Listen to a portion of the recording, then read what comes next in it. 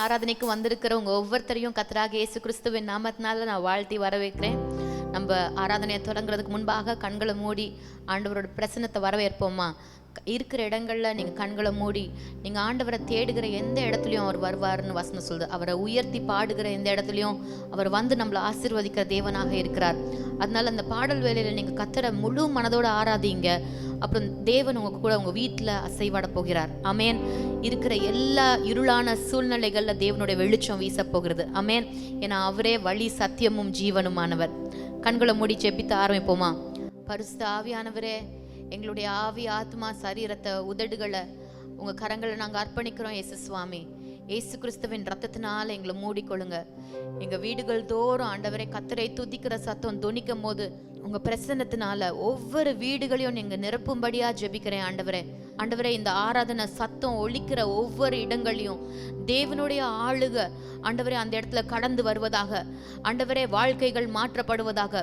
ஆண்டவரே, சுகத்தை பேசுகிறோம் இயேசு சுவாமி, விடுதலையை பேசுகிறோம் இயேசுவின் நாமத்தினால. ஆண்டவரே, இருளான சூழ்நிலைகள் மாற்றப்படுவதாக இயேசுவின் நாமத்தினால. எல்லா ஜனங்களும் இயேசுவின் நாமத்தினால ஒரு அற்புதத்தை பெற்றுக்கொள்ளட்டும். ஆண்டவரே, இந்த ஆராதனை உங்க கரங்கள்ல கொடுக்கிறோம். உமக்கே எல்லா துதிகான மகிமையை செலுத்துகிறோம் இயேசு சுவாமி. உங்களை உயர்த்துகிறோம். ஆமென், ஆமென். பாடலாமா? இயேசுவே வழி சத்தியமும் ஜீவனுமாய் இருக்கிறார். ஆமென். கரங்களை தட்டி பாடுவோமா?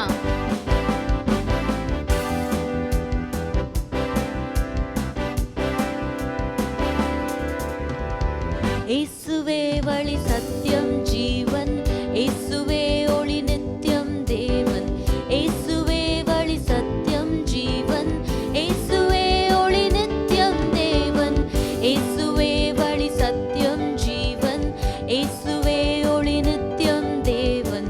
இயேசுவே வழி சத்தியம் ஜீவன், இயேசுவே ஒளி நித்தியம் தேவன். புது வாழ்வு எனக்கு தந்தார், சமாதானம் நிறைவை அளித்தார். பாவங்கள் யாவும் மன்னித்தார், சாபங்கள் யாவும் தொலைத்தார். புது வாழ்வு எனக்கு தந்தார், சமாதானம் நிறைவை அளித்தார். பாவங்கள் யாவும் மன்னித்தார், சாபங்கள் யாவும் தொலைத்தார். கல்வாரி மீதில் எனக்காய் தம் உதிரம் சிந்தி மரித்தார். கல்வாரி மீதில் எனக்காய் தம் உதிரம் சிந்தி மரித்தார். மூன்றாம் நாளில் உயிர்த்தார், உன்னதத்தில் அமர்ந்தார். மூன்றாம் நாளில் உயிர்த்தார், உன்னதத்தில் அமர்ந்தார். இயேசுவே வழி சத்தியம் ஜீவன், இயேசுவே ஒளி நித்தியம் தேவன். இயேசுவே வழி சத்தியம் ஜீவன், இயேசுவே ஒளி நித்திய. சொல்லுவோமா? இயேசுவே வழி சத்தியம் ஜீவன், இயேசுவே ஒளி நித்தியம் தேவன். இயேசுவே வழி சத்தியம் ஜீவன், இயேசுவே ஒளி நித்தியம் தேவன். நல்மேய்ப்பனாக காத்தார், என்னை தமையனாக கொண்டார். என் நண்பனாக வந்தார், என் தலைவனாக நின்றார். நல்மேய்ப்பனாக காத்தார், என்னை தமையனாக கொண்டார். என் நண்பனாக வந்தார், என் தலைவனாக நின்றார். மேகங்கள் மீதில் ஒரு நாள் மணவாளனாக வருவார். மேகங்கள் மீதில் ஒரு நாள் மணவாளனாக வருவார். என்னை அழைத்து செல்வார், வானில் கொண்டு செல்வார். என்னை அழைத்து செல்வார், வானில் கொண்டு செல்வார். இயேசுவே வழி சத்தியம் ஜீவன், இயேசுவே ஒளி நித்தியம் தேவன். இயேசுவே வழி சத்தியம் ஜீவன், இயேசுவே ஒளி நித்தியம் தேவன். இயேசுவே வழி சத்தியம் ஜீவன், இயேசுவே ஒளி நித்தியம் தேவன். இயேசுவே வழி சத்தியம் ஜீவன், இயேசுவே ஒளி நித்தியம் தேவன். ஆமென். விசுவாசிக்கிறீங்களா? இயேசு சுவாமி தான் வழி, சத்தியமும் ஜீவனுமானவர். ஆமென். வசனம் சொல்லுகிறது, கிறிஸ்து இயேசுவை மரித்தோரிலிருந்து உயிர்ப்பித்த அதே ஆவியானவர் நம்மளுக்குள்ள வாசம் செய்கிறார் என்று. அதை விசுவாசிக்கிறீங்களா? இன்றைக்கு சாவுக்கு ஏதுவான சரீரத்தை பரிசுத்தாவியானவர் உயிர்ப்பிக்கிற தேவனாக இருக்கிறாருன்னு வசனம் சொல்லுது. எந்த சூழ்நிலை உங்களை மடங்கடிக்க செஞ்சாலும் பரிசுத்தாவியானவர் அவர் ஆவியை நம்மளுக்குள்ள அனுப்பி இருக்கிறார். ஆமென். பிதாவானவர் இயேசு கிறிஸ்துவனுடைய ஆவியை நம்மளுக்குள்ள அனுப்பி இருக்கிறார். அந்த பரிசுத்த ஆவியானவர் நம்மளை உயிர்ப்பிக்க போகிறார். ஆமென். விசுவாசத்தோட படுவோமா? உங்க ஆவியை அனுப்புங்க ஆண்டவரே, என்னை உயிரடைய செய்யுங்க ஆண்டவரேன்னு சொல்லிட்டு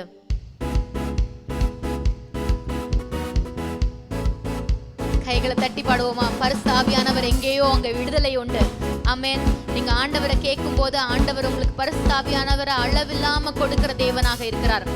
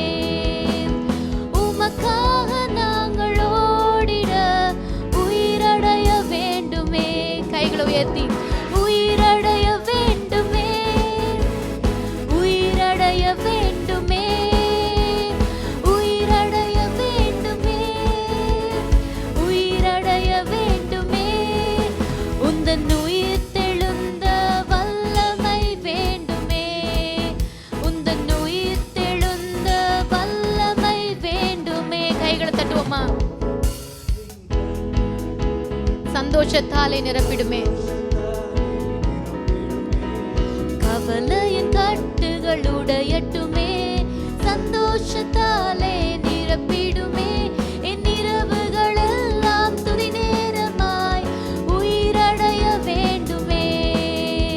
என் இரவுகள் எல்லாம் துதி நேரமாய் உயிரடைய வேண்டுமே. கைகளை உயர்த்தி கேட்போமா? உயிரடைய வேண்டுமே, உயிரடைய வேண்டுமே, உயிரடைய வேண்டுமே, உயிரடைய வேண்டுமே. உந்தன் உயிர் தெழுந்த வல்லமை வேண்டுமே, உந்தன் உயிர் தெழுந்த வல்லமை வேண்டுமே. உங்களை எல்லாரையும் இந்த ஆன்லைன் யூடியூப் மூலமாக உங்களை சந்திப்பதில் மிகுந்த மகிழ்ச்சி அடைகிறோம்.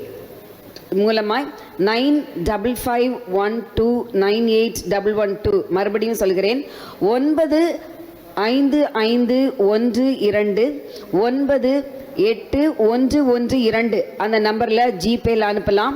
அப்படி இல்லாட்டி 9281313808 9281313808 அந்த நம்பர்லேயும் நீங்கள் ஜிபே அனுப்பலாம். பேங்க் ட்ரான்ஸ்ஃபர், ஆன்லைன் ட்ரான்ஸ்ஃபர் மூலமாக என்ன செய்யலாம்? நீங்கள் உங்களுடைய காணிக்கைகளை கர்த்தருடைய ஊழியத்துக்கு அனுப்பலாம். நம்முடைய சபையின் அக்கௌண்ட் நம்பர் 8054101100025557. மறுபடியும் சொல்கிறேன், 80541011002557. Okay. Rehoboth new life assembly, bank of India, Tambaram என்ற அட்ரஸ் போடணும். அது மாத்திரமல்ல, IFSC அந்த கோட் நம்பரை சொல்கிறேன், குறித்துக் கொள்ளுங்கள். BKID 0008054. ஓகே, இந்த அக்கௌண்ட் டீட்டெயில்ஸ்க்கு உங்களுடைய செக்கை கூட நீங்கள் எழுதி அனுப்பலாம். கர்த்தர் உங்கள் தேவைகளை எல்லாம் சந்திப்பாராக. நீங்கள் நிச்சயமாய் வெட்கப்பட்டு போக மாட்டீர்கள். 100 மடங்கு பலனை கர்த்தர் உங்களுக்கு நிச்சயமாய் தருவார். பயப்படாமல் கர்த்தருடைய வார்த்தையிலே நிலைத்து விசுவாசிங்கள். Thank you, Jesus. அக்னி ஸ்தம்பம் மேகஸ்தம்பம் ஆவிவற்றா நீர் நடத்தும். அக்னி ஸ்தம்பம் மேகஸ்தம்பம் ஆவிவற்றா நீர் நடத்தும். இரவு பகல் கூட நின்றே என்றென்றுமாய் நடத்திடுமே. இரவு பகல் கூட நின்றே என்றென்றுமாய் நடத்திடுமே. உம் சித்தம் போல் என்ன என்றும் தற்பரனே நீர் நடத்தும். உம் சித்தம் போல் என்ன என்றும் தற்பரனே நீர் நடத்தும். என் சித்தமோ ஒன்றும் வேண்டாம் என் பிரியனே என் இயேசுவே. என் சித்தமோ ஒன்றும் வேண்டாம் என் பிரியனே என் இயேசுவே. என் சித்தமோ ஒன்றும் வேண்டாம் என் பிரியனே என் இயேசுவே.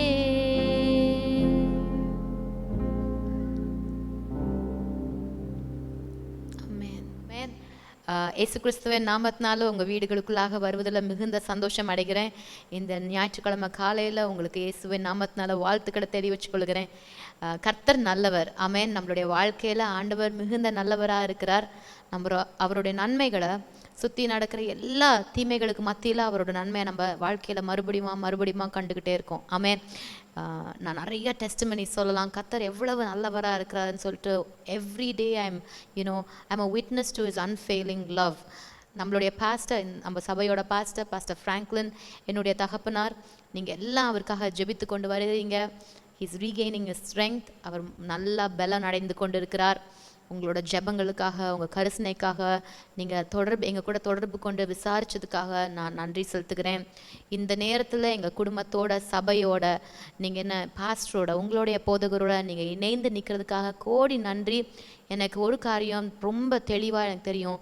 நீங்கள் போதகருக்காக ஜெபித்ததன் மூலமாக, நீங்கள் போதகருக்காக தாங்கினது மூலமாக, நீங்கள் கொடுத்தது மூலமாக, நீங்கள் இன்டர்சீட் பண்ணி நீங்கள் அவருக்காக, அவர் சுகத்திற்காக ஜெபம் பண்ணது மூலமாக, சபை கூட நின்றதுக்காக, இந்த கடினமான காலங்களில் நீங்கள் எங்களை என்கரேஜ் பண்ணி பேசினதுக்கு எல்லாத்துக்குமே பரலோகத்துலேருந்து உங்களுக்கு ஒரு ரிவார்டு இருக்கும். ஆமென். நீங்கள் ரகசியத்தில் செய்கிற காரியம் நம்ம பரலோக தகப்பனுக்கு மறைக்கப்படுவதே கிடையாது. அவர் அதை ஒவ்வொரு ரகசியத்தில் செய்யப்படுகிற ஒவ்வொரு காரியத்தையும் பார்த்து அதற்கு பலனளிக்கிற தேவன் என்று வசனம் சொல்கிறது. அதனால் உங்கள் போதகரை நீங்கள் ஊக்குவிச்சு, தாங்கி, கரிசனை காட்டி, அவருக்காக ஜெபித்து, நீங்கள் எங்களை உற்சாகப்படுத்தினதுக்காக நாங்கள் உங்களை இயேசுவின் நாமத்தினால போதகருடைய சார்பான ஆசீர்வாதங்களை தெரிவித்துக் கொள்கிறேன். உங்களுக்காக அவர் ஒவ்வொரு நாளும் ஜெபித்து கொண்டு இருக்கிறார். உங்களை வந்து சந்திக்கிறதுக்கும் அவர் மெசேஜ் கொடுக்கறதுக்கும் மிகுந்த ஆவலாக உங்களோட போதகர் காத்து கொண்டிருக்கிறார். ரொம்ப விட்டா இப்பயே வந்துடுவாங்க. நாங்கள்லாம் கஷ்டப்பட்டு டேடி கொஞ்சம் ரெஸ்ட் எடுங்க அப்படின்னு சொல்லி வச்சுருக்குறோம். வெகு விரைவில் நீங்கள் அவரை பார்க்க போகிறீங்க. முன்னாடி இருந்த பலனை காட்டிலும் பயங்கர பலசாலியாக வரப்போகிறார். ஆமென். என்னென்னமோ பிசாசு ட்ரை பண்ணான், ஆனால் நம்மளுக்கு ஏற்கனவே தெரியும் அவன் தோற்கடிக்கப்பட்டு போயிட்டான்ட்டு. ஆமென். ஹல்லேலூயா. இன்னைக்கு தேவனுடைய செய்தியை பகிர்ந்து கொள்றதுக்கு கர்த்தர் எனக்கு கொடுத்த தருணத்திற்காகவும், நம்மளோட சபை போதகர் என்னுடைய தகப்பனார் பாஸ்டர் ஃப்ராங்க்லின்காகவும் நான் நன்றி செலுத்துகிறேன்.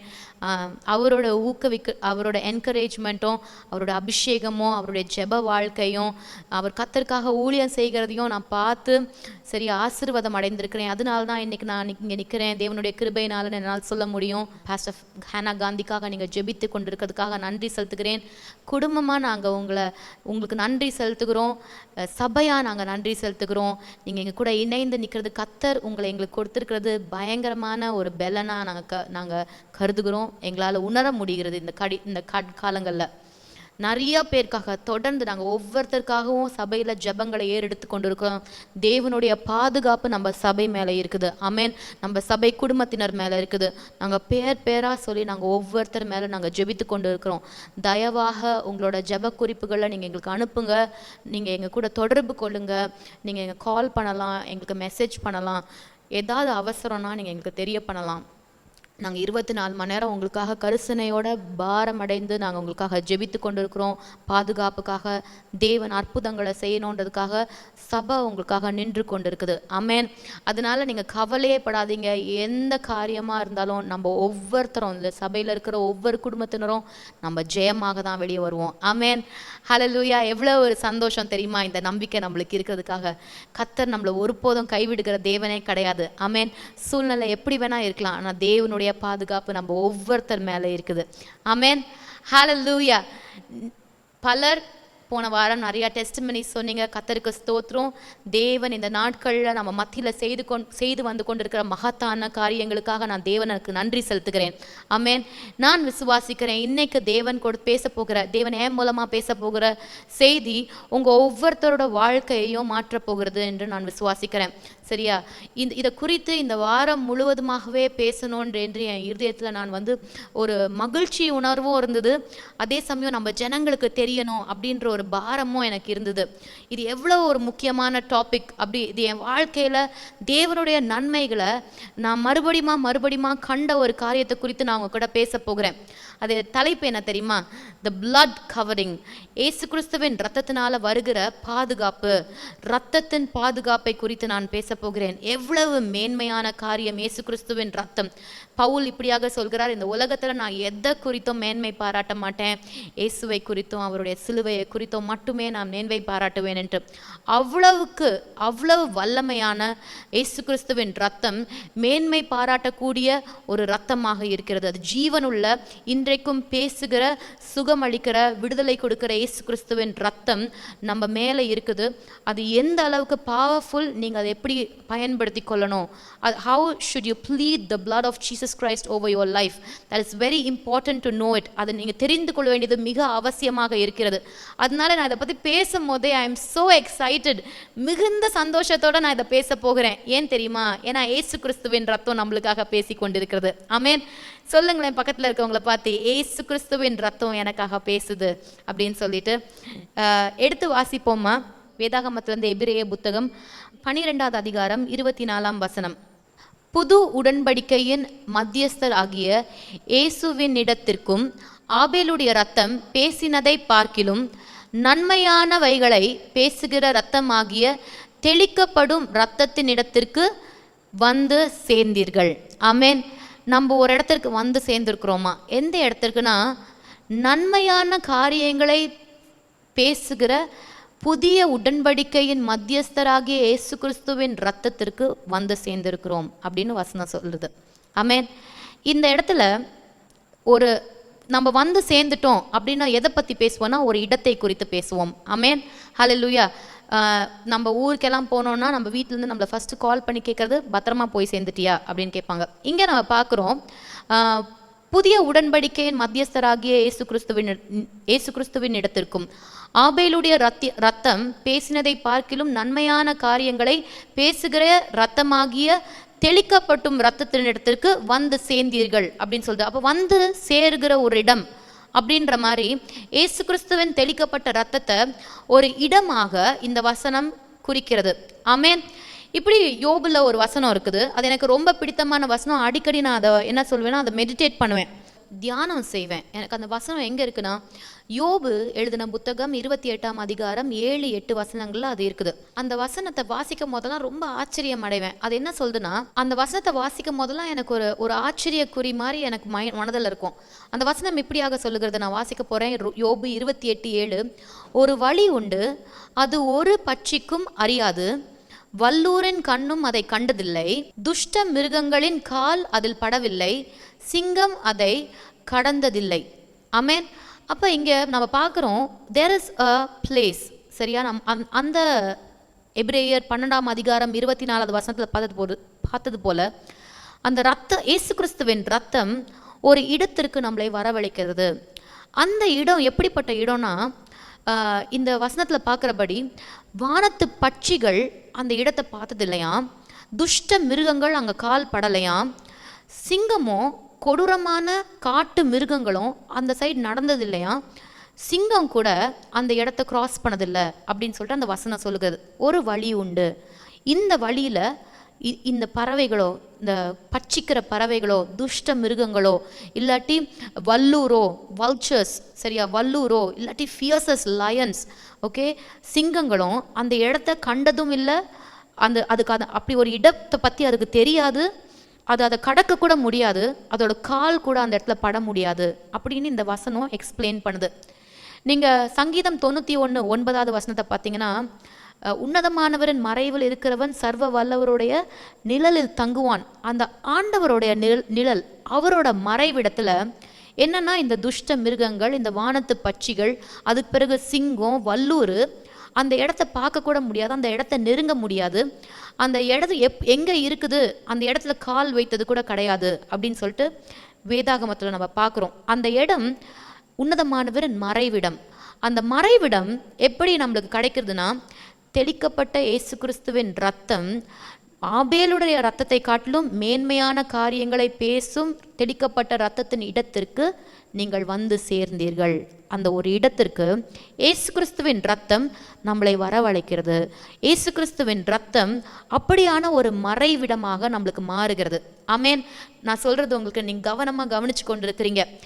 அப்போ இந்த யோபு 28வது அதிகாரத்தில் இருக்கிற வசனத்தை பார்த்தோன்னா, வானத்து பட்சிகள், அதுக்கு பிறகு துஷ்ட மிருகங்கள், வல்லூர், சிங்கம், இதெல்லாம் எதை குறிக்குதுன்னா, உலகத்தில் அப்புறமேட்டு பிசாசுடைய ஆவிகள், அந்தகார இருளில் வேலை செய்கிற ஆவிகளை குறிக்கிறது. உலகத்தில் நாசம் மோசங்களை உண்டாக்குறது இந்த இந்த இருளின் ராஜ்யத்தில் வேலை செய்கிற இந்த காரியங்கள். சரியா? ஆனால் தேவன் நம்மளுக்கு கொடுக்குற ஒரு வாக்குத்தத்தம், அந்த உடன்படிக்கையின் ரத்தத்தின் மூலமாக நம்மளுக்கு கொடுக்கப்பட்ட ஒரு வாக்குத்தத்தம் என்னன்னா, அவருடைய நிழலின் பாதுகாப்பு, அவருடைய செட்டைக்கு அடியில் தங்குற ஒரு பாதுகாப்பு, அவருடைய பிரசன்னத்தின் பாதுகாப்பு. பிசாசோட கண்ணுக்கு நம்ம தெரியக்கூட முடியாத அளவுக்கு நம்ம எங்கே இருக்கோனே நம்ம மறைஞ்சிருவோம். அந்த அளவுக்கான ஒரு பாதுகாப்பான இடத்திற்கு இயேசு கிறிஸ்துவின் ரத்தம் நம்மளை வரவழைக்குது. சரியா? அந்த இடத்தை குறித்து, இயேசு கிறிஸ்துவின் ரத்தத்தின் மேன்மையை குறித்து நான் இன்னும் விளக்கி உங்ககிட்ட நான் பேச போகிறேன். ஆமென்.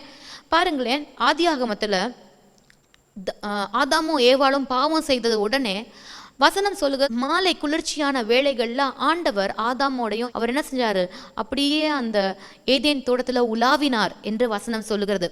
அப்ப அவர்கள் பாவம் செய்த அன்னைக்கு, பாவம் செய்த போது அதே போல ஆண்டவர் ஏதேன் தோட்டத்துல உலாவி வருகிறார்.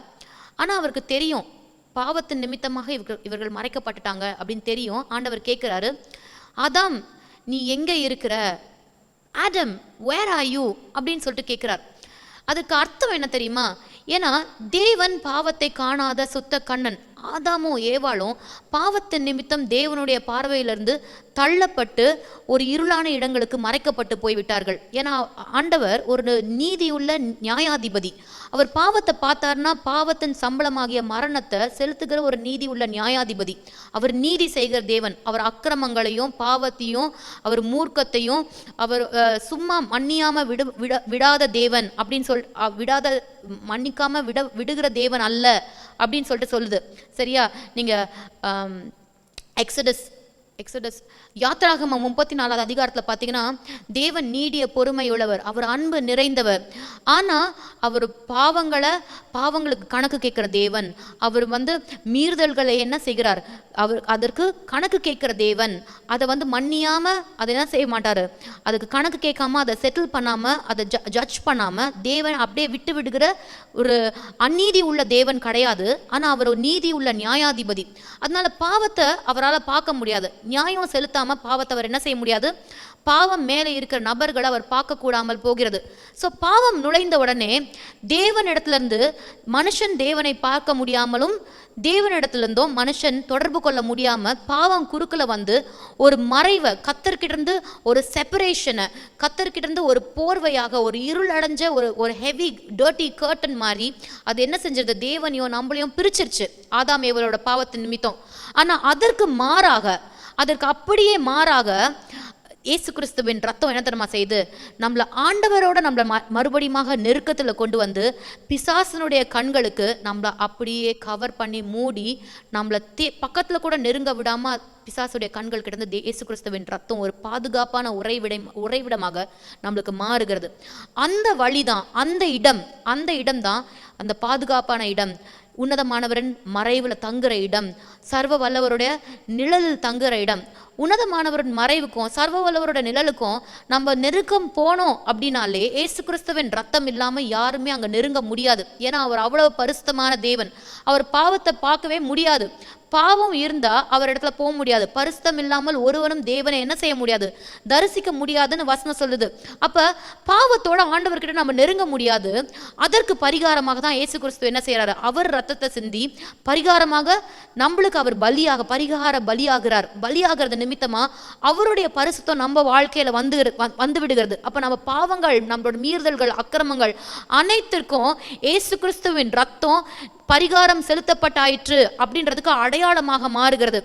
எனக்கு ரொம்ப பிடிச்ச வசனங்கள், நான் ஏற்கனவே என்னோட செய்திகளில் சொல்லியிருக்கேன். கர்த்தர் எனக்கு செய்த நன்மைகள் எண்ணி கூட பார்க்க முடியாத அவ்வளவு அற்புதங்கள், அடையாளங்கள், சுகவீனங்கள்லேருந்து ஆண்டவர் எனக்கு சுகத்தை கொடுத்துருக்கிறார். அப்போ சின்ன வயதுலேருந்து நான் எங்கள் அம்மா எனக்கு சொல்லி தந்து நான் ஒவ்வொருத்தரையும் மறுபடியும் அதை சொல்லி மகிழ்ந்து நான் அதோட பலனை, அதோட கனிகளை பெற்றுக்கொண்ட ஒரு வசனம் அப்படின்னா ஏசாயா 53:5 வசனம். அது என்னன்னா, நமக்கு சமாதானத்தை கொண்டு வரும் ஆக்கினை தீர்ப்பு அவர் மேலே விழுந்தது அப்படின்னு சொல்லுது. ஏசாயா 53:5 வசனத்தை பார்த்தீங்கன்னா, நம்முடைய மீறுதல்களின் நிமித்தம் அவர் காயப்பட்டு நம்முடைய அக்கிரமங்களின் நிமித்தம் அவர் நொறுக்கப்பட்டார், நமக்கு சமாதானம் கொண்டு வரும் ஆக்கினை தீர்ப்பு அவர் மேல் வந்தது, அவருடைய தழும்புகளால் நாம் குணமாகிறோம் அப்படின்ற வசனம் பாருங்களேன். அப்போ இயேசு கிறிஸ்துவின் ரத்தம் என்ன செய்யுதுன்னா, ஆண்டவர்கிட்ட நெருங்க முடியாம பாவம் தடுத்து நின்றத ஆண்டவருடைய ரத்தம் பரிகாரமாக செலுத்தி ஆண்டவருக்கும் எனக்கும் சமாதானத்தை உண்டு பண்ணுதான். எப்படி உண்டு பண்ணுதுன்னா, அவர் பரிகாரமாக மாறி அந்த ஆக்கினை தீர்ப்புலேருந்து என்ன இயேசு கிறிஸ்துவின் ரத்தம் மீட்டு எனக்கும் அவருக்கும் சமாதானத்தை உண்டு பண்ணுறபடினால என்ன ஆகுதுன்னா, அவர் தழும்புகளால் வழிந்தோடி வருகிற ரத்தம் எனக்கு சுகத்தை கொண்டு வருது. எனக்கு என் சரீரத்தை, என்னுடைய ஆவி ஆத்மாவை அது குணமடைய செய்கிறது. ஆமென். அப்போ ஆண்டவர்கிட்ட ஒரு நெருக்கத்தின் மூலமாக இயேசு கிறிஸ்துவின் ரத்தம் என்ன செய்கிறதுனா, நம்ம அந்த மறைவிடத்துக்கு, நம்ம அந்த உறைவிடத்திற்கு இயேசு கிறிஸ்துவின் ரத்தம் வர வைக்குது. ஆமென். பக்கத்தில் இருக்கவங்கள பார்த்து சொல்லுங்க, எனக்கு சமாதானம் கொண்டு வரும் ஆக்கினை தீர்ப்பு அவர் மேலே வந்தது. பக்கத்தில் இருக்கவங்கள பார்த்து சொல்லுங்களேன், எனக்கு சமாதானம் கொண்டு வரும் ஆக்கினை தீர்ப்பு அவர் மேலே விழுந்தது. இந்த வசனத்தின் முக்கியத்துவம் நீங்கள் நல்லா தெரிஞ்சுக்கணும், சரியா? ஏன்னா உலகத்தில் சமாதானம் இல்லை, சிந்தனையில் கூட சமாதானம் இல்லை. நம்மளை எப்பயுமே முந்தி செஞ்ச பாவங்கள், மூதாதியார் செஞ்ச பாவங்கள், சரியா, அது நம்ம சிந்தனையை போட்டு தொணத்தி எடுத்து நீ அன்னைக்கு செஞ்சல்ல அதனால தான் இப்படி நடக்குதோ அப்படின்ற கேள்விகளெல்லாம் எழும்புற ஒரு சூழ்நிலையை கொண்டு வரும். ஆனால் வசனம் அழகாக சொல்லுறது, அது மாதிரி என்னுடைய அக்கிரமங்களுக்காக அவர் நொறுக்கப்பட்டார், என்னுடைய மீறுதல்களுக்காக அவர் என்ன செய்யப்பட்டார், நொறுக்கப்பட்டார் என்று வசனம் சொல்லுகிறது. எனக்கு சமாதானத்தை கொண்டு வரும் ஆக்கினை தீர்ப்பு அவர் மேலே விழுந்தது அப்படின்னு சொல்லுது. நீங்கள் வேதத்தில் அதே மாதிரி எபிரேய புத்தகத்தில் பார்த்தீங்கன்னா வசனம் சொல்கிறது, அது மாதிரி it cleanses our conscience free from guilt அப்படின்னு சொல்லுது. ஏசு கிறிஸ்துவின் ரத்தம் நம்ம சிந்தனைகளில் தெளிக்கப்பட்டு அது குற்ற மனசாட்சியிலேருந்து நம்ம விடுதலை செய்கிறது, சமாதானத்தை கொண்டு வருகிறது. ஒரு சமாதானம் நிறைந்த ஒரு இடத்திற்கு ஏசு கிறிஸ்துவின் ரத்தம் கொண்டு வருகிறது.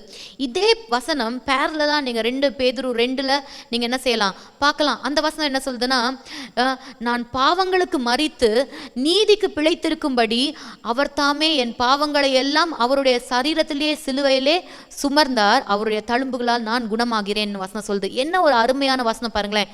நான் பாவத்திற்கு மரித்து நீதிக்கு பிழைத்திருக்கும்படி அவர் தாமே தமது சரீரத்திலே என்னுடைய பாவங்களை எல்லாம் என்ன செஞ்சாரு, சிலுவையிலே சுமர்ந்தார், அவருடைய தழும்புகளால நான் குணமாகிறேன் என்று சொல்லுது. ஆமென். என்ன தொடர்பு இந்த வசனம், ஏன் இவ்வளவு முக்கியமான வசனம் அப்படின்னு பார்த்தீங்கன்னா, நான் பாவத்துக்கு மரித்து நீதிக்கு பிழைத்து அப்படின்றதுக்கு அதை உண்டாக்குற, நான் பாவத்திற்கு மரித்து நீதிக்கு வாழ வைக்கிற காரியம் என்னன்னா ஏசு கிறிஸ்துவின் ரத்தம். ஏசு கிறிஸ்து எனக்காக சிலுவையில் சிந்தின ரத்தம். சரியா? பாவம் இருக்கிற வரைக்கும் பாவத்தின் சம்பளமாகிய மரணம் வாழ்க்கையில கிரியை செய்து கொண்டே இருக்குது. ஆனா வசனம் சொல்லுது, ரோமர் புத்தகத்துல வசனம் சொல்லுது, thanks for the gift of God, righteousness came through Jesus Christ, the gift of life came through Jesus Christ அப்படின்னு வசனம் சொல்லுது. பாவத்தின் சம்பளம் மரணமாக இருந்தாலும் இயேசு கிறிஸ்துவின் மூலமாக நீதி, ஜீவன் நம்மளுக்குள்ளாக கடந்து வருகிறது. ஆமென்.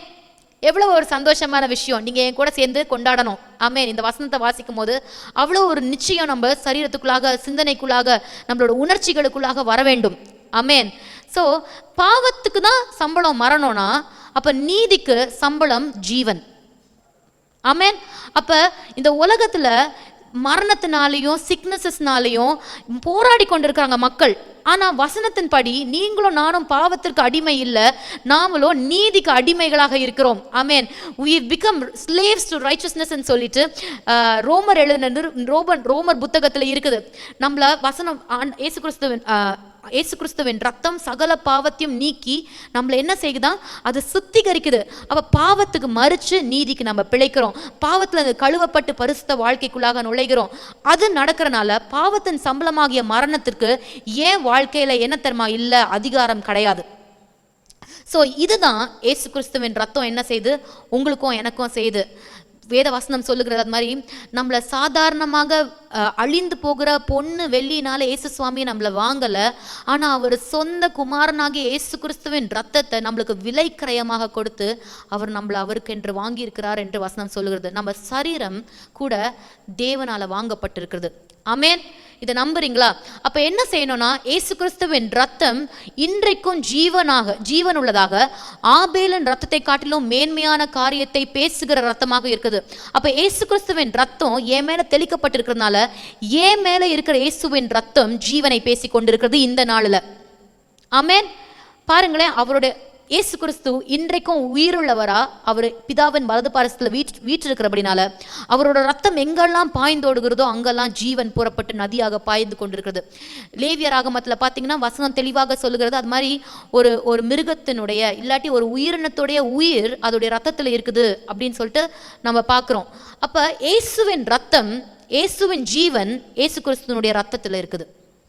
அதனால பாவமோ மரணமோ உள்ள நுழைய விடாதபடிக்கு நீதியும் ஜீவனும் நம்மளுக்குள்ளாக செயல்படுறது. இதுதான் இயேசு கிறிஸ்துவின் ரத்தம் நம்மளோட சிந்தனைக்குள்ளாக, நம்ம இருதயத்துக்குள்ளாக, நம்ம சரீரத்தில் செய்யுது. ஆமென். ஸோ நான் பார்க்குறோம். அப்போ ஆபேலின் ரத்தம் எதை பேசியது? ஆபேலின் ரத்தத்தை காட்டிலும் நன்மைகளை பேசுகிற இயேசு கிறிஸ்துவின் ரத்தத்திற்கு நம்ம என்ன செஞ்சுருக்கிறோம், வந்திருக்கிறோம். அப்போ ஆபேலின் ரத்தம் எதை பேசிட்டு அப்படின்னா, காயின் ஆபேலை ஆதியாகமத்தில் காயின் என்ன செய்கிறான், ஆபேலை வெட்டிடுறபடினால அவனுக்கு நியாயம் நடக்கலை. அவனுடைய காலத்துக்கு முன்பதாகவே கொலை செய்யப்படுகிறனால அவன் கொலை செய்யப்பட்ட அந்த ரத்தம் தரையிலிருந்து ஆண்டவரிடத்துல நீதி நியாயத்திற்காக கதறுகிறது. எனக்கு விரோதமாக என் அண்ணா இப்படி பண்ணிட்டாங்க. அப்போ அந்த பழி வாங்குற ஒரு கதறல் ஆபேலின் ரத்தம் சொல்லிக்கொண்டே இருக்கிறது. அப்போ அதற்கு மாறாக அப்போ அது நல்ல விஷயத்த பேசலை. ஆண்டவரே, எனக்கு ஒருத்தவங்க துரோகம் பண்ணிட்டாங்க, அப்போ என் ரத்தத்துக்கு நீங்கள் என்ன செய்யுங்க, என் ரத்தத்தை எனக்கு விரோதமாக நடந்த அந்த பாவத்தை நீங்கள் பழி வாங்குங்க ஆண்டவரே அப்படின்னு சொல்லிட்டு ஒரு மனுஷனால் சிந்தப்பட்ட ரத்தம், பாவத்தின் நிமித்தமாக சிந்தப்பட்ட ரத்தம் பழி வாங்க துடிக்கிற ரத்தமாக இருக்கிறது. ஆனால் இயேசு கிறிஸ்துவின் ரத்தமோ என்ன பேசுதுன்னா ஜீவனை பேசுகிறது. இவன் பரிசுத்தமான ஜெயனாவுக்காக இயேசு கிறிஸ்து ஆண்டவர் பேசுகிறார், ஜெயனாவுக்காக நான் ரத்தத்தை சிந்திருக்கேன், அதனால மரணத்திற்கு பாவத்திற்கு இனிமேல் ஜெயனா மேலே அதிகாரம் கிடையாது. இயேசு கிறிஸ்துவின் ரத்தம் அவளோட சரீரத்துக்குள்ளாக ஜீவனை உண்டாக்கி கொண்டு இருக்குது அப்படின்னு சொல்லிட்டு, இயேசு கிறிஸ்துவின் ரத்தம் இருக்கிறபடினால பிசாசாவை பக்கத்தில் நெருங்க முடியாது, இயேசு கிறிஸ்துவின் ரத்தம் என் மேலே இருக்கிறபடினால நான் தைரியமாக கிருபாசனத்துக்கு போக முடியும், இயேசு கிறிஸ்துவின் ரத்தம் என் மேலே இருக்கிறதுனால நான் சர்ப்பங்களையும் தேள்களையும் மிதிக்கவும் சத்ருவின் சகல வல்லமைகளையும் மேற்கொள்வதற்கு எனக்கு அதிகாரம் உண்டு, இயேசு கிறிஸ்துவின் ரத்தம் என் மேலே இருக்கிறதுனால பரிசுத்தாவியானவர் என்னோட மரிக்கிற சரீரங்களுக்கு, சாவுக்கேதுவான சரீரங்களுக்கு பரிசுத்தாவியானவர் உயிரடைய செய்கிறார் அப்படின்ற இந்த நன்மையான காரியங்களை எல்லாம் தினந்தோறும் இயேசு கிறிஸ்துவின் ரத்தம் என் மேல இருந்து பேசிக்கொண்டிருக்குது, உங்க மேல இருந்து பேசிக்கொண்டிருக்குது.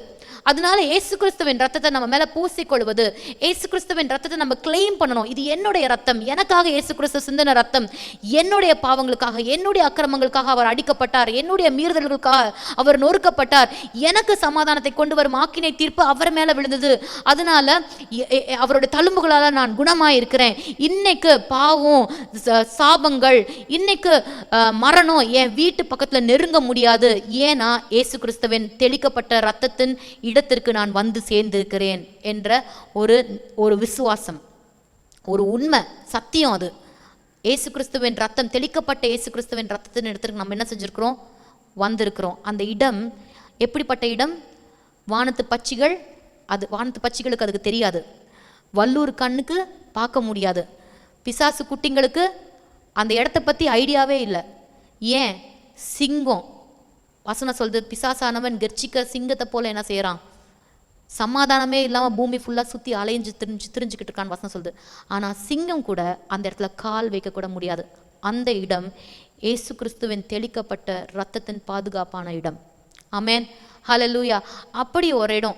அப்போ இயேசு கிறிஸ்துவின் ரத்தம் உங்கள் மேலே இருக்கிற வரைக்கும், இயேசு கிறிஸ்துவின் ரத்தம் உங்கள் மேலே இருக்கிறபடினால, நீங்கள் இயேசு கிறிஸ்து உங்களுக்காக மரிச்சார், உங்களுக்காக அவர் ரத்தத்தை அவர் என்ன செஞ்சார், ஊற்றி இருக்கிறார் அப்படின்னு நீங்கள் விசுவாசிக்கும் போது, உங்களுக்கு தெரிய வேண்டிய ஒரு விஷயம், அது மாதிரி இருளான காரியங்களுக்கு, பிசாசு ராஜ்யங்களுக்கு, பிசாசுக்கு, அவனுடைய அடியாட்கள் குட்டி சாத்தானுக்கெல்லாம் நீங்கள் எங்கே இருக்கிறீங்கன்னே கூட தெரியாமல் கர்த்தர் உங்களை மறைச்சிருவார் அவருடைய செட்டைகளுக்கு அடியில். அப்போ பிசாசன் ராஜ்யத்துக்கு அடியில் இருக்கிற இந்த கொரோனா, சரியா, நீங்கள் என்ன பேர் சொல்லணுமோ, பேர்னா பற்றாக்குறை, இல்லாட்டி கவலைகள், சமாதானம் இல்லாத சூழ்நிலைகள், குடிப்பழக்கங்கள், போதைக்கு அடிமையான பழக்கங்கள், எல்லாத்தின் மேலேயும் இயேசு கிறிஸ்துவின் ரத்தத்தை நீங்கள் பேசும் பொழுது அந்த இடத்துல தேவனுடைய சமாதானம், தேவனுடைய பாதுகாப்பு, பிசாசு பார்க்க முடியாத அளவுக்கு ஒரு மறைவிடத்துக்குள்ளாக நீங்களும் உங்கள் குடும்பமும் அப்படியே நுழைகிறீர்கள். ஆமென். நான் விசுவாசிக்கிறேன். இப்படியாக இந்த யாத்திராகம் புத்தகத்தில் இஸ்ரவேலர்கள் எகிப்தை விட்டு வெளியே வரும்போது ஆண்டவர் அழகாக சொல்கிறார், நீங்கள் என்ன செய்யணும், பஸ்காவை நீங்கள் பஸ்கா பண்டிகையை அனுசரிக்கணும் அப்படின்றார். அப்போ அந்த பஸ்கா பண்டிகை என்னது? ஒரு பழுதற்ற ஆட்டுக்குட்டியை எடுத்து அதை என்ன செய்கிறாங்க, அதை அடித்து அதோட ரத்தத்தை கதவு நிலைக்கால்களில் பூசுகிறாங்க. கதவு மேலேயும் சைடில் இருக்க போஸ்ட்லையும் கதவு நிலைக்கால்கள்லையும் அவங்க பூசுகிறாங்க. அப்போ ஆண்டவர் சொல்கிறாரு, நான் அந்த ரத்தத்தை பார்க்கும் போது அந்த வீடை கடந்து செல்லுவேன் அப்படின்னு சொல்லிட்டு. அப்போ ஆண்டவர் ரத்தத்தை பார்க்க முடியுது. அப்போ ரத்தத்தை பார்க்கும் போது மரணத்திற்கு ஒரு வீடே தெரியாது போல இருக்கு. இப்படி ஜனங்கள் ரத்தம் மட்டும் தான் தெரியும், உங்களை பார்க்க முடியாது. ஸோ ரத்தம் பூசப்படுகிற ஒவ்வொரு இடத்துலையும் நீங்கள் தெரிய மாட்டீங்க, ரத்தம் தான் பேசும். ரத்தம், இயேசு கிறிஸ்துவின் ரத்தம் பூசப்படுகிற இடத்துல தான் பாவம் தெரியாது, தேவனுடைய நீதி விளங்கும். ஆமென். பாவத்தை மறைச்சு, பாவத்தை மறைக்குதுன்னா மேலே பூசி மொழுகி ஒயிட் வாஷ் பண்ணலாம் ஆண்டவர். ஆனால் பாவத்தின் சம்பளத்தை ஆண்டவர் என்ன செய்கிறாரு, பே பண்ணுறார். பாவத்தின் சம்பளமாகிய மரணத்தை இயேசு கிறிஸ்து சிலுவையில் சந்திச்சு அந்த சம்பளத்தை செலுத்தி அவர் நீதி உள்ள நியாயாதிபதியாக மறுபடியும் உயிர் தெழுந்து ஜீவனோட இன்னைக்கு உங்களுடைய வாழ்க்கையில் செயல்பட்டு கொண்டிருக்கிறார். ஆமென். அவ்வளவு வல்லமை நிறைந்த ரத்தம் இயேசு கிறிஸ்துவின் ரத்தம். ஸோ அதனால இயேசு கிறிஸ்துவின் ரத்தத்தை குறித்ததான உண்மைகளை நம்ம இன்னைக்கு படிக்க போகிறோம். ஸோ இந்த ரத்தம் என்னென்ன செஞ்சுருக்குது அப்படின்றத நம்ம வேகமாக பார்க்க போகிறோம். வசனங்களை மட்டும் நான் குறிப்பாக சொல்ல போகிறேன். எதுக்காக இயேசு கிறிஸ்துவின் ரத்தம் அவ்வளவு ஒரு முக்கியமான ரத்தம், அதை நம்ம எதற்காக நம்ம மேலே அந்த இயேசு கிறிஸ்துவின் ரத்தத்துடைய வல்லமையை நம்ம எப்படியாக புரிந்து கொள்ள வேண்டும் என்று நம்ம படிக்க போகிறோம். சரியா? கொலோசியர் எழுதின புத்தகம் 2ஆம் அதிகாரம் 13வது வசனம் 14வது வசனம். இந்த வசனத்தை சொல்லாத நாளே இல்லை. இந்த வசனத்தை பாருங்களேன் இந்த வசனத்தை என்னோட கூட. உங்கள் பாவங்களினாலும் உங்கள் மாமிச விருத்த சேதனம் இல்லாமையினாலும் மரித்தவர்களாய் இருந்த உங்களையும் அவரோடே கூட உயிர்ப்பித்து அக்கிரமங்களை எல்லாவற்றையும் உங்களுக்கு மன்னித்து என்ன செய்கிறாராம்? அடுத்த வசனத்தை வாசிப்போம். நமக்கு எதிரடையாகவும் கட்டளைகளால் நம்மளுக்கு விரோதமாகவும் இருந்த கையெழுத்தை குலைத்து அதை நடுவில் இராதபடி எடுத்து சிலுவையின் மேல் ஆணி அடித்து, அடுத்தது துரைத்தனங்களையும் அதிகாரங்களையும் உரிந்து கொண்டு வெளியரங்கமான கோலமாக்கி அவைகளின் மேல் சிலுவையிலே வெற்றி சிறந்தார். ஆமேன். அப்போ இந்த வசனத்தை நான் கொஞ்சம் விளக்கி சொல்றேன், நல்லா புரிஞ்சுக்கோங்க. நம்ம என்ன செஞ்சிருந்தோம்? பாவங்களினால நம்ம என்ன செஞ்சிருந்தோம்? மரிக்கப்பட்டு தேவனுடைய ஜீவன் இல்லாம தேவனிடத்திலிருந்து பிரிக்கப்பட்டவர்களாக இருந்தோம். ஆனா அவர் என்ன செஞ்சாரு? சிலுவையின் மூலமா, அவர் ரத்தத்தை சிந்துறது மூலமா, நம்மள விலைக்கிரயம் கொடுத்து நம்மள வாங்கினது மூலமா அவரோட கூட நம்மள உயிர்த்தெழ செய்தார். அப்போ உயிர்த்தெழ செஞ்ச உடனே அந்த நம்மளுடைய வாழ்க்கையில நம்ம மரித்தவர்களா இருக்கும் போது நம்ம செஞ்ச பாவம், நம்மளுடைய மூதாதையார் செஞ்ச பாவம் என்ன செஞ்சுன்னா, இந்த பாவத்திற்கு இந்த சம்பளம் இருக்கு, இந்த மீறுதலுக்கு இந்த சாபம் இருக்குது அப்படின்ட்டு every time it was accusing us. தேவனுக்கு முன்பாக இந்த பாவம் இருக்குது, இதுக்கு நீங்க நியாய தீர்ப்பு கொடுக்கணும் ஆண்டவரே இந்த மனுஷனுக்கு அப்படின்னு சொல்லிட்டு நம்மள குற்றப்படுத்தி கொண்டே இருந்தது. ஆண்டவருக்கு முன்னாடி மட்டும் இல்ல, நம்மளுடைய சிந்தனைகளை கூட நம்ம பாவம் நம்ம செய்தது நிமித்தம் நம்மளுக்கு தேவையான அந்த ஆக்கினை தீர்ப்பு நம்ம மனசாட்சியிலையும் நம்மளுடைய வாழ்க்கையிலையும் குற்றப்படுத்துகிற ஒரு காரியமாக நம்ம எங்க போனாலும் நம்ம வாழ்க்கையோட நடுவுல இருந்து நம்மளை குற்றப்படுத்திட்டு இருந்துச்சு. ஆமென். பாருங்களேன். ஆனா இயேசு கிறிஸ்து சிலுவையின் மூலமா என்ன செய்யறாருன்னா, எனக்கு எதிரடையாக இருந்தது, எனக்கு எதிரடையா நின்று பாருங்க ஆண்டவரே, நீங்க நியாயப்பிரமாணத்துல சொன்னீங்க ஆண்டவரே, இந்த பாவத்தை செய்கிறவன் இதை அவன் என்ன செய்யணும்? அனுபவிக்கணும் அப்படின்னு நியாயப்பிரமாணத்துல கொடுக்கப்பட்ட எல்லா சாபங்களுக்கும் நம்மளை நீங்களாக்கி விடுவிக்கும்படியா தேவனுடைய ரத்தம் செய்து, அப்ப எனக்கு எதிரடையாகவும் கட்டளைகள் எழுதப்பட்டிருக்குது. நீங்க இதை இன்னும் நல்லா விளக்கி சொல்லணும்னா, நான் இப்படி சொல்லுவேன். நீங்க ரோட்ல ஆப்போசிட் டைரக்ஷன்ல போய் போலீஸ் கிட்ட பிடி வாங்கினீங்கன்னா அதற்கு ஒரு பெனால்ட்டி இருக்கு. நீங்க என்ன செய்யணும்? அவனுக்கு கண்டிப்பா ஒரு 100 ரூபா பில் கட்டிட்டு தான் நீங்க போகணும். நான் வேற விதமா காசு கொடுக்கறத பத்தி சொல்லல. ஆனா நியாயமா நீங்க என்ன செய்யணும்? அதுக்கு பெனால்ட்டி நீங்கள் கட்டணும். அதே மாதிரி சிக்னலை பிரேக் பண்ணால் அதுக்கு ஒரு பெனால்ட்டி கட்டணும். அதுக்கு பிறகு லைசன்ஸ் எடுத்துகிட்டு போகாமல் இருந்து நிறையா பேர் கண்டிப்பாக மாட்டியிருக்கோம். லைசன்ஸ் எடுத்துகிட்டு போகலைன்னா லைசன்ஸ் இல்லாமல் வண்டி ஓட்டக்கூடாது. அப்போ ஒவ்வொரு காரியத்திற்கும் ஒவ்வொரு தண்டனை இருக்குது. அதுபோல் இவைகளெல்லாம் கட்டளையை மீறினா இந்த தண்டனை இருக்குது அப்படின்னு எழுதப்பட்ட கட்டளைகள் நம்மளுக்கு விரோதமாக நம்ம வாழ்க்கையில் நடுவில் இருந்துட்டு இந்த கட்டளையை ஜெயனா மீறினா, இந்த கட்டளையை ஜெயனா மீறினா, இந்த கட்டளையை இவங்க மீறினாங்க அப்படின்னு நின்று, ஸோ அதனால தேவனுடைய சமாதானத்தை அனுபவிக்க முடியாது. அப்போ இந்த கட்டளையோட பனிஷ்மெண்ட் இது அவளுடைய வாழ்க்கையில் செயல்படணும் அப்படின்னு சொல்லிட்டு மறுபடியுமாக என்னை குற்றப்படுத்தி கொண்ட காரியங்கள் இருந்து கொண்டே இருந்தது. அப்போ அதுதான் எனக்கு எதிரடையாகவும் கட்டளைகளால் எனக்கு விரோதமாக இருந்த கையெழுத்துகள். அப்போ ஆண்டவர் என்ன செய்கிறார்? சிலுவையில் இந்த கையெழுத்தெல்லாம் குலைச்சு போடுறாரு. அப்ப என் வாழ்க்கையின் நடுவுல இருந்து அது மறுபடியும் வாயை திறக்க முடியாம தேவன் அவைகளை கிறுக்கி போடுகிறார், எங்க? சிலுவையில வச்சு. அதனால தான் நீங்க பாக்குறீங்க, ஒரு இயேசு கிறிஸ்து சொல்றாரு, அது மாதிரி அந்த விபச்சாரத்துல பிடிப்பட்ட ஸ்திரீ பிடித்து கொண்டு வரும்போது ஆண்டவர் சொல்றாரு, உன்னை குற்றம் சாட்டுகிறவன் ஒருவனும் இல்லையா அப்படின்னு சொல்றாரு. ஏன்னா அந்த பாவத்திற்கான நியாய தீர்ப்பு அவர் சிலுவையில கொடுக்க போறாருன்னு அவருக்கு தெரியும். அதனால தான் ரோமர் 8:1 சொல்லுது, ஆண்டவருக்குள்ள பரிசுத்தாவியானவரால் வழிநடத்தப்பட்டு அவருக்குள்ள வாழுகிற நம்மளுக்கு இனிமேல் ஆக்கினை தீர்ப்பு, நியாயப்பிரமாணத்தின் சாபங்கள் இனிமேல் நம்ம வாழ்க்கையில இல்லைன்னு சொல்லிட்டு ரோமர் 8:1 சொல்லுது. அப்ப நமக்கு விரோதமாகவும் நம்மளுக்கு எதிரியாகவும் இருந்த கையெழுத்துக்களை குலைத்து அந்த வசனத்தை வாசிப்போமா? அப்ப அதுதான் நம்மளுக்கு எதிரடையாகவும் நம்மளுக்கு விரோதமாகவும் இருந்த கையெழுத்துக்களை குலைத்து அது என்ன செய்யுது? அது நடுவில் இராதபடி எடுத்து அவைகளை எங்க இப்ப அது எங்க இருக்குன்னா சிலுவையெல்லாம் இயேசு கிறிஸ்துவோட ஆணி அடிக்கப்பட்டுருச்சு. சரியா? அப்போ உங்க சிந்தனையை போட்டு வாட்டி வதச்சுக்கிட்டு இருக்க எல்லா எண்ணங்களும், ஒருவேளை நீங்க இப்படி யோசிக்கலாம், நான் இவ்வளவு நாள் ஒழுங்கா சாப்பிடல, நேரத்துக்கு தூங்கல, நேரத்துக்கு எந்திரிக்கல, நான் செய்ய வேண்டிய வேலைகளை நான் செய்யல, சரியா? இல்லாட்டி எங்க அம்மா அப்பாவுக்கு எப்ப பார்த்தாலும் சண்டை போட்டுட்டு இருந்தேன், இல்லாட்டி எனக்கு இந்த காரியம் நான் அப்படி பண்ணனால இப்படி நடந்தது, அப்படி அப்படின்னா இனி பேசாதீங்க. நீங்க என்ன செய்யணும்னா இன்னைக்கு நம்ம என்ன செய்யணும்னா அவைகளிலிருந்து நம்ம மனம் திரும்ப வேண்டும். ஆண்டவரே, நான் இப்படி பாவம் செஞ்சுட்டேன், ஆனா நான் செஞ்சது தப்பு ஆண்டவரே, ஆனா நான் இன்னைக்கு என்ன செய்யறேன், நான் அதுல இருந்து மனம் திரும்பி வெளியே வந்து நீங்க எனக்காக சிலுவையில் ரத்தம் சிந்தினீங்க, இவைகளோட சாபங்களுக்கு நீங்க என்ன செஞ்சிட்டீங்க, நியாயப்பிரமாணத்தின் சாபத்திற்கு நீங்க நீங்களாக்கி விடுதலை செய்தீங்க, எனக்கு விரோதமாக இருக்க கையெழுத்துக்களையும் எனக்கு எதிரடையா இருக்கிற திட்டங்களையும் கட்டளைகளையும் நீங்க என் வாழ்க்கையிலேருந்து எடுத்து போட்டு நீங்க என் பாவத்தோட சேர்ந்து என் சாபத்தையும் நீங்க என்ன செஞ்சிட்டீங்க, சிலுவையில ஆணி அடிச்சிட்டீங்க ஆண்டவரே. ஸோ அதனால இன்னையிலேருந்து நான் உங்களுடைய பிள்ளையா நான் வாழ போகிறேன், நான் உங்களுடைய நீதியா வாழ போறேன். வசனம் சொல்றது கிறிஸ்து நம்மளுக்காக நீதியானார், நம்ம கிறிஸ்துவுக்குள்ள தேவனுடைய நீதியாக இருக்கிறோம் என்று வசனம் சொல்கிறது. அப்ப ஆண்டவரே, நீதிக்கு சம்பளமாகிய ஜீவன் எனக்குள்ள செயல்படணும், பாவத்தின் சம்பளமாகிய மரணம் எனக்குள்ள செயல்படக்கூடாது, ஆனா நீதிக்கு சம்பளமாகிய ஜீவன் என் வாழ்க்கையில செயல்படணும் அப்படின்றத நம்ம அறிந்து கொள்ள வேண்டும். அப்ப நான் எனக்கு நான் செய்ததன் பலன் நான் அனுபவிக்கணும் அப்படின்னு வாழக்கூடாது. ஏசு கிறிஸ்து எனக்கு என்ன செஞ்சாரோ அதனுடைய ஃப்ரூட்ஸ், அதனுடைய பலன், தட் ரிவார்ட், ஏசு எனக்காக சிலுவையில் என்ன செய்தாரோ அதை என் வாழ்க்கையில் அனுபவிக்க வேண்டும். ஆமேன். கிறிஸ்துவுக்குள்ள வாழும்போது அது நடக்கிறது. பிரியமானவனே, உன் ஆத்துமா வாழ்வது போல நீ எல்லாவற்றிலும் வாழ்ந்து நீ சுகமாயிருப்பார். கிறிஸ்துவுக்குள்ள என் ஆத்துமா அதிகமாக வளர்ச்சி அடைய வேண்டும், கிறிஸ்துவுக்குள்ள என்னுடைய ஆத்துமா பூரிக்க வேண்டும். ஏசு கிறிஸ்துவின் வசனங்கள்ல நான் என்ன செய்யணும், பலன் அடைந்து ஒவ்வொரு நாளும் இயேசுவை போல மாறி பரிசுத்த வாழ்க்கையிலையும் ஆண்டவரை கொண்டாடுகிற வாழ்க்கையிலையும் நான் விருத்தி அடைய வேண்டியது அவசியமா இருக்குது. அப்ப என்னோட சுற்றி இருக்கிற வாழ்க்கை இயேசு கிறிஸ்து விரும்புகிற வாழ்க்கையாக மாறுகிறது. அப்ப எனக்கு எதிரடையாக நின்ன கட்டளைகளும் திட்டங்களும் சட்டங்களும் கையெழுத்துகளும் இல்லாம போயிட்டனால என் வாழ்க்கையில சாபமும் பிசாசின் காரியங்களும் பாவமும் நரகத்தின் காரியங்களும் மரணமும் கிரியை செய்யறதுக்கு அதற்கு அனுமதியும் இல்லை, அதிகாரமும் கிடையாது. ஆனா அவைகள் மேல ஆதிக்கம் செலுத்துவதற்கு இயேசு கிறிஸ்துவுக்கு அதிகாரம் இருக்குது.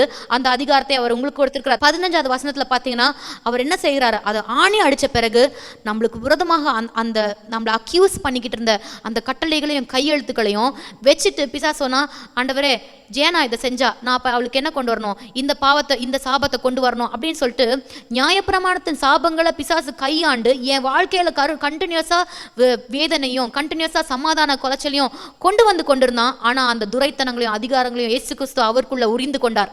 அவர் சொல்றாரு, உரிந்து கொண்டு எல்லா அதிகாரம் வானத்திலையும் பூமியிலையும் எல்லா அதிகாரமும் எனக்கு கொடுக்கப்பட்டிருக்குது, ஆகையால என் பேர்ல நீ போன்னு சொல்லி நம்மளை அனுப்புகிறார். ஆமேன். அவர் சொல்றாரு, சர்ப்பங்களையும் தேள்களையும் மிதிக்கவும் சத்துருவின் சகல வல்லமையும் மேற்கொள்கிற அதிகாரம் உங்களுக்கு உண்டு, ஒன்றும் உங்களை சேதப்படுத்த முடியாது. இந்த அதிகாரம் எப்படி வருதுன்னா இயேசு கிறிஸ்துவின் சிலுவையில் அவர் நம்மளுக்காக சிந்தின ரத்தத்தின் மூலமாக வருகிறது.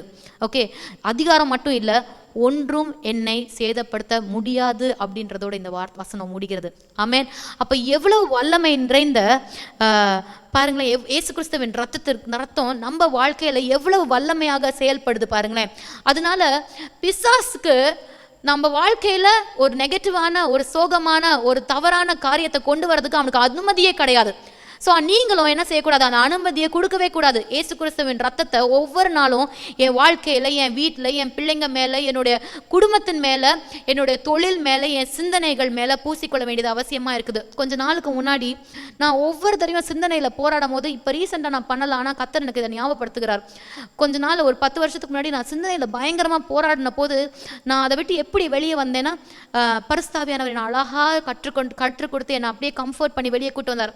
அதற்கு மெயினான காரியம் எனக்கு பரிசுத்தாவியானவர் இதை நினைவுக்கு கொண்டு வந்தார். இயேசு கிறிஸ்து சிலுவையில் மரிக்கிறதுக்கு முன்பாக அவருடைய தலையில முள் கிரீடத்தை வச்சு அதை அடிக்கிறாங்க. அந்த முட்கள் என்ன செய்யுதுன்னா அப்படியே தலைக்குள்ளாக பாய்ந்து உள்ள சென்று அப்படியே ரத்தம் வடிந்து ஓடுகிறது. அப்ப நான் அப்படியே அதை அப்படியே கர்த்தர் தேவன் எனக்கு என்ன செஞ்சார், வெளிப்படுத்தின உடனே நான் அப்படியே அதை உணர்ந்து, ஏன் சிந்தனைக்காக தலையிலேருந்து இயேசு சுவாமி என்ன செஞ்சார், ரத்தத்தை சிந்தினார். ஏன் கைகள் செஞ்ச தப்புனால அவருடைய ஆணிகள் அவருடைய கைகளில் பாஞ்சது, ஏன் கால்கள் தவறான இடங்களுக்கு போனனால ஆணிகள் அவருடைய கால்களுக்குள்ளாக பாஞ்சது, ஏன் இருதயத்தில் நான் அந்த தவறான காரியங்களுக்கு நேராக சென்றபடினால அவருடைய இருதயம் என்ன செய்யப்பட்டது, குத்தப்பட்டது. அவர் விழா குத்தப்பட்டு இருதயம் வரைக்கும் ஈட்டி போச்சு.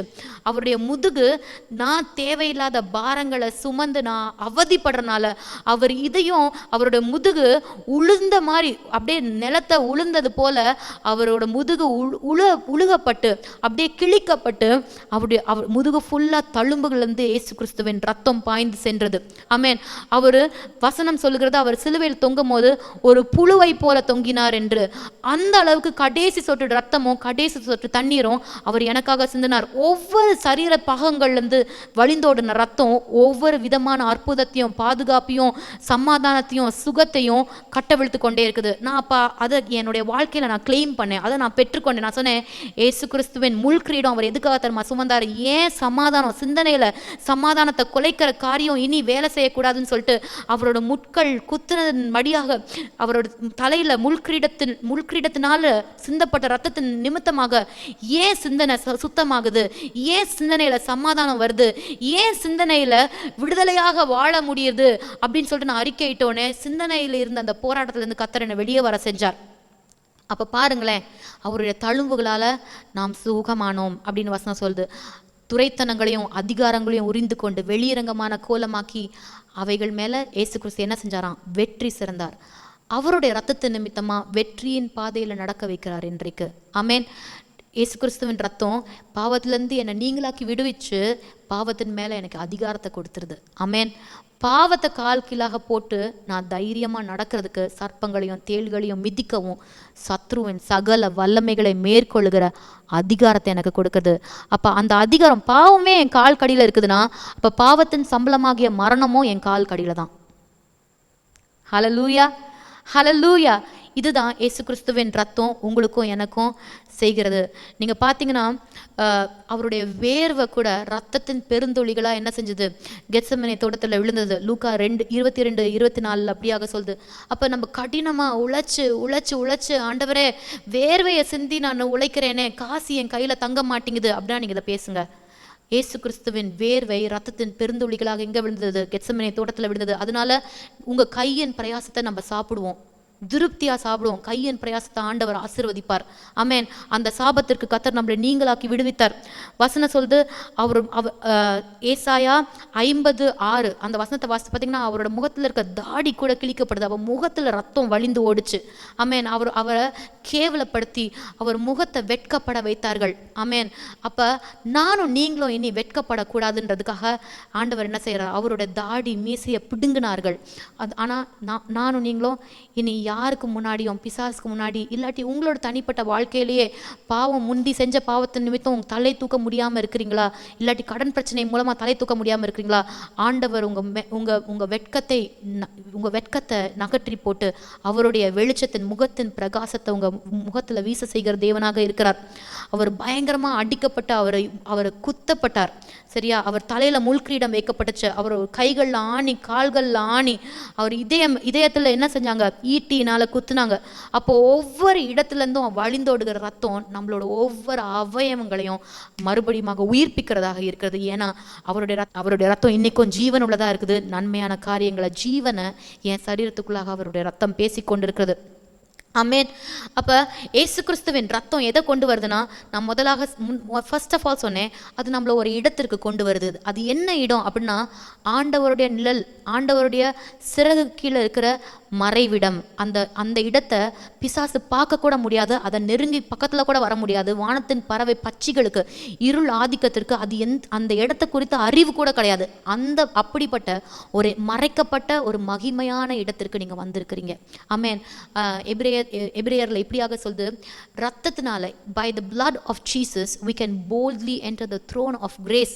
நான் இயேசு கிறிஸ்துவின் ரத்தத்தின் நிமித்தமாக நான் பரிசுத்தத்துக்குள்ள பரிசுத்த தேவனுடைய மகா பரிசுத்த ஸ்தலம், அவர் இருக்கிற இடத்திற்கு, அவருடைய சிங்காசனத்திற்கு, அவருடைய மகிமைக்குள்ளாக கடந்து போகிறதுக்கு எனக்கு இயேசு கிறிஸ்துவின் ரத்தம் வாசலாக, ஒரு அடையாளமாக, ஒரு டிக்கெட்டாக மாறுது. அது ரொம்ப சின்ன விஷயம். ஆனால் by the blood of Jesus Christ, இயேசு கிறிஸ்துவின் ரத்தத்தின் மூலமாக நான் அவருடைய மகிமையில மறுபடியும் தங்கி இருக்கிற இடமாக இயேசு கிறிஸ்துவின் ரத்தம் எனக்கு அந்த இடத்தை கொடுக்கிறது. அடுத்தது பார்த்தீங்கன்னா, இயேசு கிறிஸ்துவின் ரத்தத்தினால சால்வேஷன். சரியா, நம்ம ரட்சிக்கப்பட்டிருக்கிறோம். எப்படி ரட்சிக்கப்பட்டிருக்கிறோம்? கர்த்தராகிய இயேசு கிறிஸ்துவின் ரத்தம் சகல பாவத்தையும் நீக்கி நம்மளை சுத்திகரிக்குது. ஒரு சுத்திகரிப்பு, சாங்டிஃபிகேஷனையும் ரட்சிப்பையும் இயேசு கிறிஸ்துவின் ரத்தம் நம்மளுக்கு கொடுக்கிறது. அடுத்தது நான் முதலே சொன்னேன், ஏசாயா 53:3 1 பேதுரு 2:24 படியும் நம்மளை பாவத்தின் வாழ்க்கையிலேருந்து நம்மளை நீங்களாக்கி விடுவித்து அவருடைய தழும்புகளால் நம்மளுக்கு சுகம் கிடைக்குது. அடுத்தது பொருளாதார தேவைகளும் குடும்ப ஆசீர்வாதத்தையும் இயேசு கிறிஸ்துவின் ரத்தம் கொண்டு வருது. சங்கீதம் 105:24-37 நீங்கள் எடுத்து வாசிங்க. இயேசு கிறிஸ்துவின் ரத்தத்தின் நிமித்தம் நம்மளுக்கு பரிபூர்ண ஜீவன், அவர் ஜீவனை கொடுக்க வந்தார்.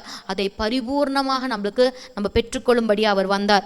அதற்கு யோவான் 10:10 சொல்லுது, நம்மளுக்கு பாவ மன்னிப்பு இயேசு கிறிஸ்துவின் ரத்தத்தினால கிடைக்குது. எபிரேயர் 9:22 இயேசு கிறிஸ்துவின் ரத்தத்தின் மூலமா சுத்திகரிப்பு. நான் என்ன செய்வேன்னா, வீட்டுக்குள்ளே போனோன்னா நம்ம வீடுகள் சுத்திகரிக்கப்பட வேண்டும். அதனால நீங்கள் யூஸ் பண்ணுற செல்ஃபோன், நீங்கள் படுக்கிற இடம், உங்களோட அறைகளை இயேசு கிறிஸ்துவின் ரத்தத்தினால் என்ன செய்யுங்க, சுத்திகரிங்க. சொல்லுங்கள், ஏசப்பா இந்த செல்ஃபோனில் ஆண்டவரே மூலமாக என் ரூமில் என்னுடைய வாழ்க்கையில் கிரியை செய்கிற காரியங்கள் இயேசுவின் நாமத்தால் வெளியேறுவதாக. ஆண்டவரே என் படுக்கையை, என் அறையை ஆண்டவரே உங்கள் ரத்தம் அப்படியே கழுவுவதாக. என்னை கழுவட்டும், என் சிந்தனையை கழுவட்டும் இயேசு சுவாமி. ஆண்டவரே உங்களுடைய ஆளுகைக்கு நான் கீழ்ப்படுத்துகிறேன். நீங்கள் எனக்காக சிலுவையில் செஞ்ச காரியத்தை ஆண்டவரே நான் நினைவு கூறுகிறேன் அப்படின்ட்டு சொல்லுங்க. பிதாவுக்கு முன்னாடி நம்மள என்ன செய்து நியாயப்படுத்தி நிற்க வைக்குது இயேசு கிறிஸ்துவின் ரத்தம். ரோமர் 5:9 படி we are justified by the blood of Jesus Christ. சரியா, இயேசு கிறிஸ்துவின் ரத்தத்தின் நிமித்தமாக. இந்த வசனத்தை நீங்க மறக்கவே கூடாது. இயேசு கிறிஸ்துவின் ரத்தத்தினால, அவருடைய சாட்சியின் வசனத்தின் மூலமா அவங்க பொல்லாங்கனை ஜெயித்தார்கள் என்று வசனம் சொல்லுது.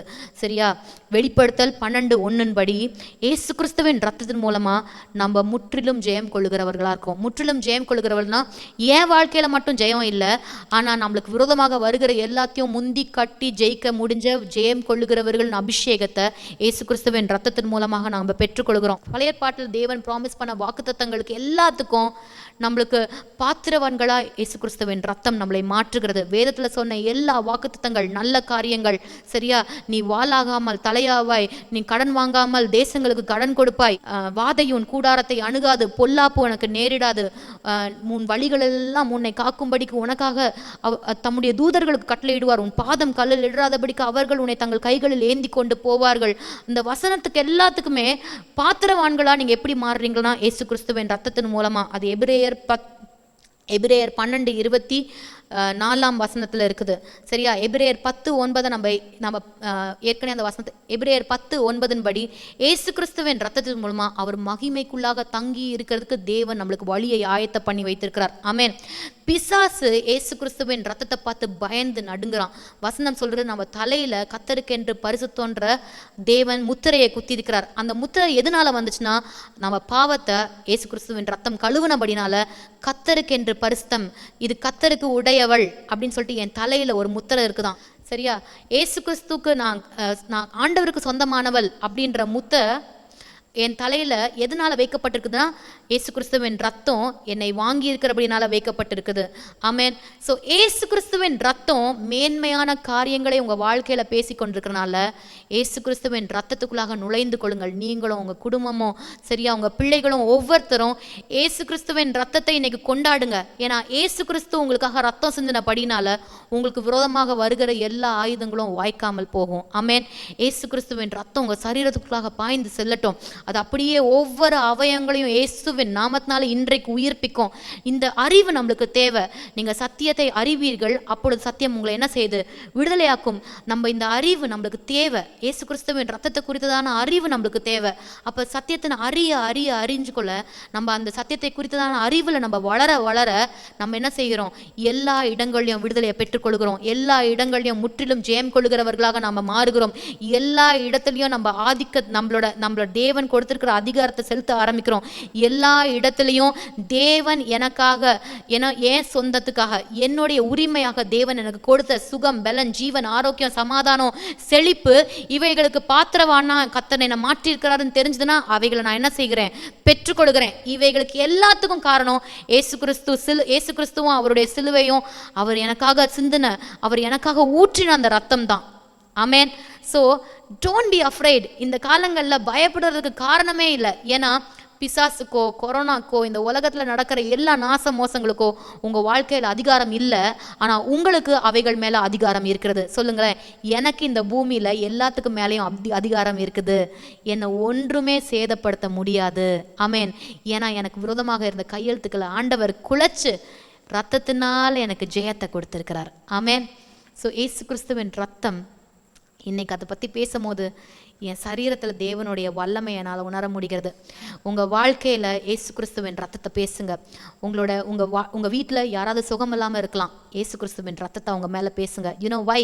When you speak the blood of Jesus Christ, that person is redeemed. ஆமேன்.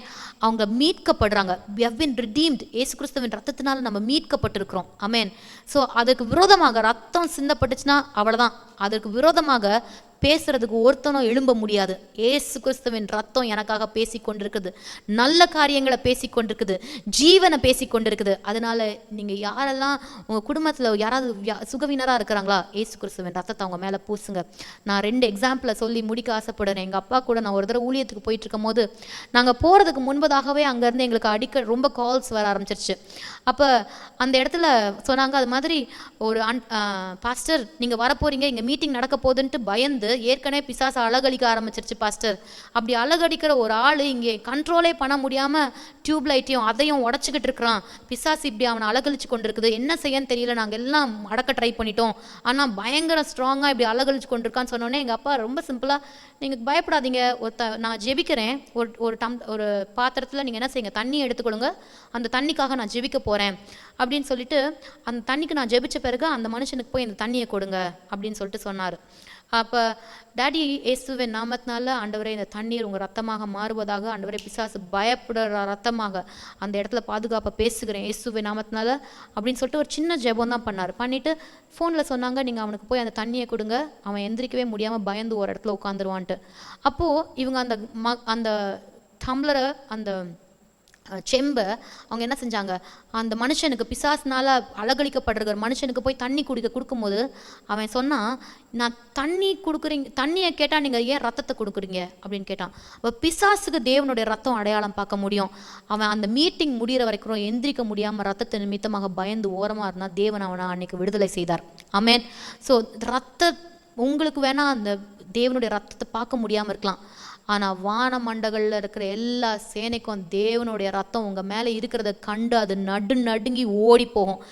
எந்த ஒரு காரியத்திற்கும் சரியா உங்கள் வாழ்க்கையின் மேலே ஆதிக்கம் செலுத்த முடியாது. எதுவாக இருக்கட்டும், ஏசு கிறிஸ்துவின் ரத்தம், claim the blood of Jesus Christ today. ஏசு கிறிஸ்துவின் ரத்தத்தை உங்கள் வாழ்க்கையில் உரிமை பாராட்டுங்க. ஏன்னா அவர் அதை உங்களுக்காக சிந்திருக்கிறார். ஜீவன் உள்ள ரத்தம். இன்றைக்கும் நல்ல காரியங்களை பேசுகிற ஏசு கிறிஸ்துவின் ரத்தத்தை கொண்டாடுங்க. ஆமேன். நான் ஜெபித்து முடிக்க போகிறேன். பரிசுத்த ஆவியானவரே, ஆண்டவரே, நீங்கள் எங்கள் கூட பேசியிருக்கிறதுக்காக நன்றி செலுத்துகிறேன். அப்பா, நீங்கள் ஏசு கிறிஸ்துவை எங்களுக்காக, ஆண்டவரே, சிலுவையில் எங்களுக்காக பரிகார பலியாக நீங்கள் கொடுத்ததுக்காக நன்றி செலுத்துகிறேன். ஏசு சுவாமி, உங்கள் ஒவ்வொரு சொட்டு ரத்தத்தையும் ஆண்டவரே கொடூரமாக சிலுவையில் ஆண்டவரே நீங்கள் எங்களுக்காக அடிக்கப்பட்டு, ஆணி அடிக்கப்பட்டு, கிழிக்கப்பட்டு, உங்களை முற்றிடத்துலையும் ஆண்டவரே விழாவில் குத்தப்பட்டு, ஏசப்பா நீங்கள் எங்களுக்கு ஒவ்வொரு சொட்டாக எங்களுக்காக நீங்கள் கொடுத்த ரத்தத்திற்காக நாங்கள் நன்றி செலுத்துகிறோம். இன்றைக்கும் ஆண்டவரே உயிருள்ள ஜீவனுள்ள நல்ல காரியங்களை பேசி கொண்டிருக்கிறதுக்காக நன்றி செலுத்துகிறோம். ஆண்டவரே, ஏசு கிறிஸ்துவின் ரத்தத்தின் மறைவு கடியில் நாங்கள் வருகிறோம். ஏசுவின் நாமத்தினால எங்கள் சபை குடும்பங்கள் மேலே ஏசு கிறிஸ்துவின் ரத்தத்தை நாங்கள் பேசுகிறோம். ஏசுவின் நாமத்தினால ஆண்டவரே ரத்தம் பூசப்பட்ட ஒருத்தரையும் ஆண்டவரே அப்பா சங்கரிக்கிற தூதன், ஆண்டவரே எந்த கொரோனா வைரஸோ இந்த உலகத்தில் இருக்கிற எல்லா நாச மோசமும் ஆண்டவரே பக்கத்தில் நெருங்க முடியாதுன்னு இயேசுவின் நாமத்தினால நான் பேசுகிறேன். வீடுகள் தோறும் ஜன்னல் கதவுகள் நிலைக்கால்களில் இயேசு கிறிஸ்துவின் ரத்தத்தை பூசுகிறோம். ஆண்டவரே சிந்தனையில் ஆண்டவரே சோகம் அடைந்து ஆண்டவரே சமாதானம் அற்று போயிருக்கிற ஜனங்களோட சிந்தனையில் இயேசு கிறிஸ்துவின் ரத்தத்தை பூசுகிறோம். ஆண்டவரே பாவத்தை விட்டு வெளியே வர முடியாமல் ஸ்ட்ரகிள் பண்ணி ஆண்டவரே இந்த லாக்டவுனில் வீட்டில் திணறி கொண்டிருக்கிற ஜனங்கள் மேலே, கண்கள் மேலேயும் உதடுகள் மேலேயும் இருதயத்திலும் கைகள் கால்கள் மேலே இயேசு கிறிஸ்துவின் ரத்தத்தை பூசுகிறோம். இயேசு சுவாமி, Lord we celebrate your blood. Jesus, we boast about your blood. ஆண்டவரே நீங்கள் எங்களுக்காக சிலுவையில் செய்த காரியத்தை நாங்கள் கொண்டாடுகிறோம்.